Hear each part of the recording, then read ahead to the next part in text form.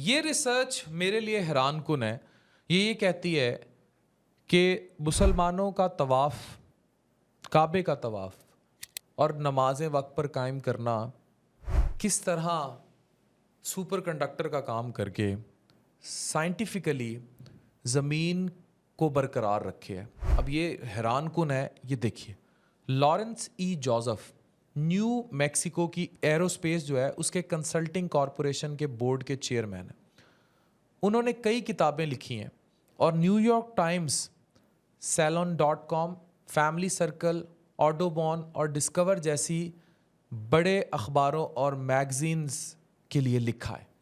Professor Lawrence E Joseph نے لکھا کہ ہم مسلمانوں کے بڑے قرض دار ہیں کیونکہ طواف اور نمازیں وقت پر ہونے سے سپر کنڈکٹر قائم رہتا ہے. اب یہ سمجھنے کی کوشش کیجیے. امیریکینا روٹ، اگر مسلمان زمین پر طواف یا نمازیں کرنا بند کر دیں، خاص طور پر کعبے کے چکر کو، تو یقیناً ہماری زمین کا چکر رک سکتا ہے، کیونکہ سپر کنڈکٹر جو بلیک سٹون کے مرکز پر قائم ہے الیکٹرو میگنیٹک لہروں کو پھیلانے میں کامیاب نہیں ہوگا. 15 یونیورسٹیز کی تحقیقات کے نتائج کے مطابق حجر اسود بلیک سٹون ایک شہابی پتھر ہے جس میں بہت زیادہ میٹل موجود ہے، جو موجودہ سٹیل کے مقابلے میں 23,000 گنا زیادہ ہے.